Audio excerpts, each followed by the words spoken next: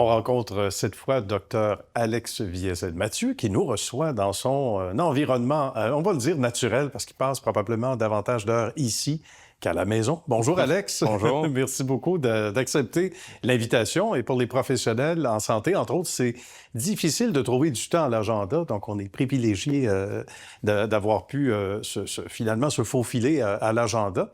On parle d'un très beau domaine, on parle entre autres d'esthétisme, on va le dire, et on fait souvent l'analogie avec les gens qui sont des professionnels de l'art, hein, du dessin, etc. On y revient tantôt. Mais d'abord, pourquoi ce domaine-là, gradué en 2020 d'ailleurs? Gradué 2020 de la résidence. En fait, j'ai fait ma médecine avant ça, gradué de la médecine en 2014. Puis pendant ce temps-là, quand j'étais plus jeune, mon père était ingénieur. Alors, toujours à la maison, on était en train de réparer des choses, puis il travaillait avec ses mains. Alors, c'était quelque chose qui est très familier pour moi.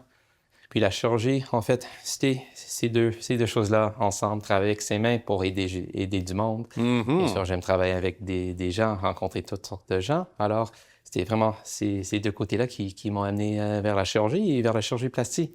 Il y a des tentations d'aller dans d'autres corridors en médecine, de savoir que c'était celui-là qui était le bon, celui qu'on a choisi. Oui, regarde, c'est ça qu'il y a tellement de différentes professions, des spécialités en médecine, puis il y a tellement de choses intéressantes, mais ce qui m'a vraiment attiré vers le plastique, c'est, premièrement, la diversité qu'on voit. On peut travailler pied jusqu'à la tête, différents types de tissus. On fait des travails osseux, des travails avec des tissus mous. Absolument. Alors, on a donc décidé de se spécialiser en chirurgie plastique et une zone du corps humain spéciale, en particulier. Là.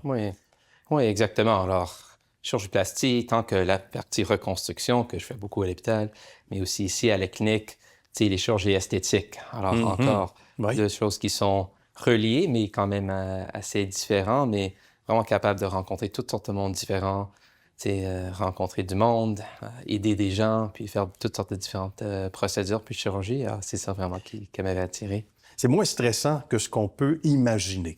C'est peut-être plus stressant de faire de la télé pour certains, mais sinon, c'est vrai ça. J'imagine qu'on doit rassurer un peu les éventuels patients qui passent dans le bureau, Alex, pour leur dire, regardez, là, on fait juste regarder les possibilités, parce que souvent de l'extérieur, on ne sait pas à quel point ça peut être si agréable en quelque sorte aussi, non?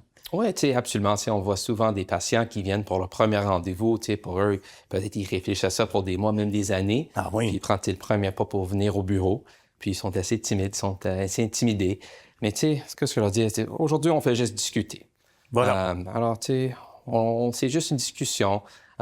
Pour moi, le plus important pendant une première rendez-vous, une première contact avec une patiente ou une patiente, c'est de vraiment comprendre leur but esthétique. Pourquoi est-ce qu'ils sont ici? Qu'est-ce qui leur dérange? Qu'est-ce qu'ils aiment moins? Et c'est de vraiment établir un plan, puis un plan de traitement individualisé pour eux, pour atteindre leur but puis leurs objectifs esthétiques. Il y a peut-être un élément dans notre visage ou dans nos traits qui nous fatigue davantage, mais que personne ne va voir. L'inverse est aussi vrai. C'est là qu'il faut aussi, j'imagine, en tant que professionnel, être un bon conseiller, de dire oui, on peut aller jusque-là, mais on ne vous le suggère pas, voici ce qu'on pourrait faire, etc. Donc, beaucoup de pédagogie auprès des patientes, des patients. Absolument. Encore beaucoup d'enseignements pour essayer de travailler avec les patients pour dire, OK, je comprends que vous n'aimez pas ça, mais c'est ça ce qu'on peut faire, c'est ça ce qui est réaliste, c'est ça ce que peut-être non. Puis encore vraiment comprendre pourquoi ils ont venu, qu'est-ce qu'ils cherchent comme résultat. La clientèle varie en termes d'âge aussi, parce qu'on le voit, chez les plus jeunes, il y a évidemment l'attrait pour le look parfait. On le voit avec pas juste les selfies, on le voit avec l'ensemble des médias sociaux, etc. Il y a quand même une influence de ce côté-là. Il existe des filtres pour ça, mais pour le vrai visage humain, c'est autre chose là aussi. De là, ce qu'on disait tout à l'heure, l'enseignement est important aussi, sans être autoritaire, mais de donner leur juste aussi. Ça fait partie du mandat. Absolument.